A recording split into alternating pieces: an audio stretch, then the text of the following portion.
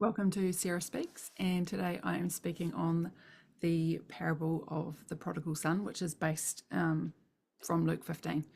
And always think, like, when we're looking at parables, it's really important to look at the context within which Jesus spoke the parable. So Luke 15 and verse 1, it says, "The tax collectors and sinners were all drawing near to hear Jesus. And the Pharisees and the scribes grumbled, saying, 'This man receives sinners and eats with them.'" So the Pharisees and the scribes, who were Jewish leaders, the Pharisees in particular were religious leaders of the time who were really obsessed with purity. So they followed the laws that were laid down in the Torah, so the first 5 books of the Bible, and they also had an oral law and traditions. And the Pharisees basically, with their oral law and traditions, had created extra rules around the laws that God had given in order to make sure that they didn't at all break any of God's laws. And so here they are looking at Jesus, who has become quite a prominent leader of the time. There's crowds of people following Jesus all the time, listening to what he has to say. And of course, the Pharisees are like, what's going on here? And they're going, he receives sinners and eats with them. Tax collectors. Tax collectors were people that collected tax for the Romans. And so they were seen, the Romans were occupying Israel at this time, and they were seen as the lowest of the low, and likewise sinners. And so this is the context within which Jesus speaks 3 parables, actually, but we're just going to focus on the parable of the prodigal son, which begins in verse 11. And I'm just going to I'm reading from the ESV, but I'm also paraphrasing as I go. So there was a man who had 2 sons, and the youngest son comes to the dad, and he's like, "Look, can you please divide up your property? I want to take my inheritance right now. I'm not willing to wait until you've passed." And so the father says, okay, and he divided up the property between the older son and the younger son. And it wasn't physical property, it was obviously like financial, because in the next verse we see the younger son, he like gathers everything that he's been given, the property, right? And then he took a journey into a far off country, and there it says he squandered his property in reckless living. He basically like lived it up. He was like partying with his friends. He was doing what he wanted. And next minute, he's gone from having lots of money, lots of property, down to absolutely nothing. It says, when he'd spent everything that he had, a severe famine arose in that country, and he began to be in need. Now, I've got no doubt that if he's busy like recklessly spending all this money, he probably had a whole lot of fair weather friends who, the minute there's poverty, they're out of there. And he's looking around and being like, what shall I do? So he went and he hired himself out to one of the citizens of that country, who sent him into the fields to feed his pigs.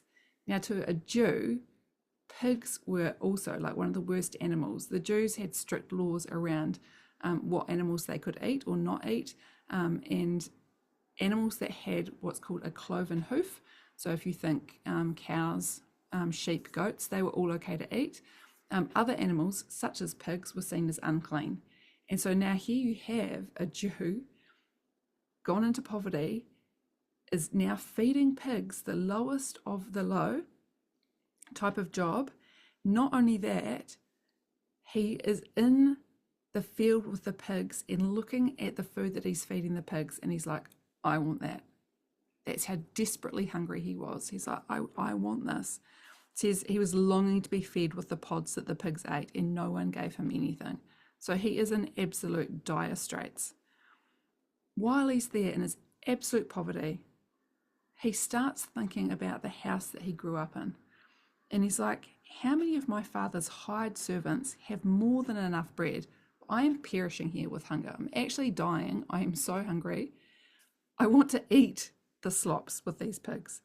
He's like, I'm going to go back to my father's house. He has thought long and hard about this. And he's going to say, Father, I did the wrong thing. Please, can you let me live as a servant in your house I am no longer worthy to be called your son. So here we've got someone who's like, they've gone from, yep, I'm taking my inheritance, which you don't take an inheritance unless you really identify as a son, to, you know what, I'm going to come back so humbled that please, will you accept me into your house as a servant? And I feel like it's in this distance that he's actually really able to see his father for who his father is. He's like, my father looks after his household so much. The servants are so well fed. And here am I with nothing. He's like, I know my father is likely to treat me so much better than what I'm doing here. The distance just gave him a perspective that he didn't have before. So he rises and he comes to his father. Now, while he's still a long way off, he's still far off in the distance, his father sees him coming, which says something about the father, that the father is, well, the father's not in his house just enjoying what he's got, is he? His father's obviously out and also looking. And his father, it says, felt compassion. He ran to him and he embraced him and he kissed him. And the son says to him, Father, I've sinned against heaven and earth. I've sinned against heaven and before you. I'm no longer worthy to be called your son. But the father's like, no way, I'm not having a bar of that. He calls to the servants. He's like, come on quickly. He's like, bring the best robe and put it on my son. He's like, put a ring on his hand. All right. And I've got no doubt it was probably they often rings back then would have the insignia of the house on them that represented that you were a member of that house. Put a ring on his finger, right? Put shoes on his feet. And then he's like, bring the fattened calf. We are all going to gather together and we're going to eat it. The son, right, has had the most incredible welcome ever. The father is so compassionate. His arms are around that son, right? And now they're going to go and celebrate. And he's like, my son was dead and he's alive again. He was lost and he's found, right? And they begin to celebrate. Now, the older son at this time hasn't seen the younger son come home. He's out in the field. He's busy working. You know, he's doing the right thing. And he draws near to the house and he can hear there's music and there's dancing. Like there's a full-on celebration going on. And he calls a servant. He's like, what's going on here? And the servant's like, oh, your brother has come back and we're celebrating. It's absolutely amazing.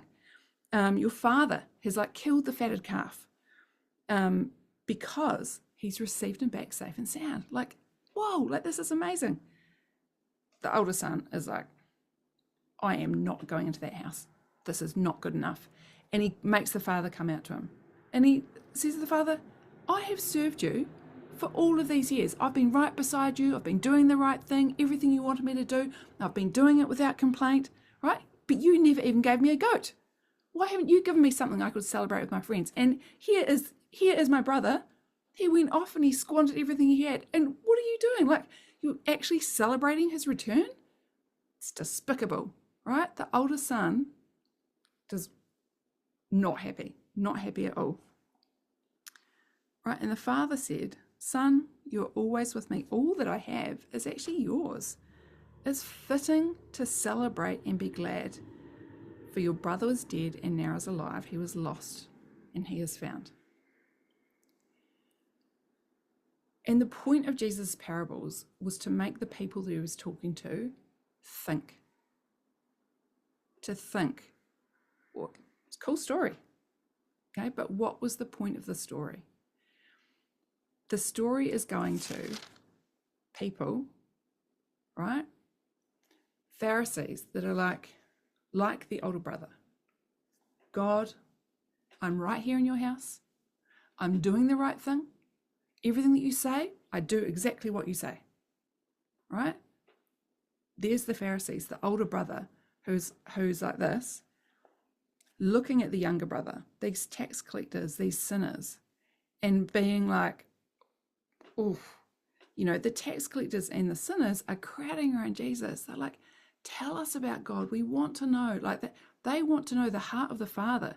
Like Jesus had the heart of the Father in him. He's showing the heart of the Father, right? He's meeting with these people. It's like a celebration. It's like they're dancing. That's how the Pharisees are seeing it. Ugh. it's terrible.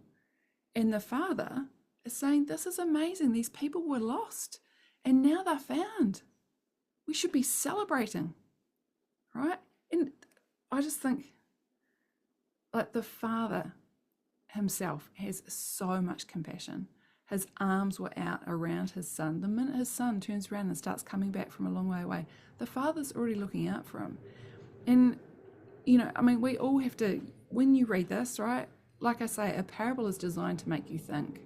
And while, like, that was a parable that was given specifically at that time to the Pharisees and the scribes, I think it's also worth us thinking about it, because I think in our own lives, we have times when we feel like we are like the younger son. We've gone off, we are far away from God, like from the Father. And we can look back and be like, actually, I feel like I want proximity. I want to be close to him. Even if he doesn't, like, accept me back into his house, I'm still turning that direction and heading back that way, because I feel like I'll be treated better there than I will be anywhere, in any place that's got nothing to do with him, right? I'm not going to be treated well. I'm willing to be a servant in my Father's house. And I often just sit and think, you know, like the older brother, he had proximity to the father all the time, and yet he didn't understand his father's heart in the slightest bit. All he could think was like, I'm doing everything for you, and like, you can't even give me a goat to celebrate with my friends. I doubt he asked.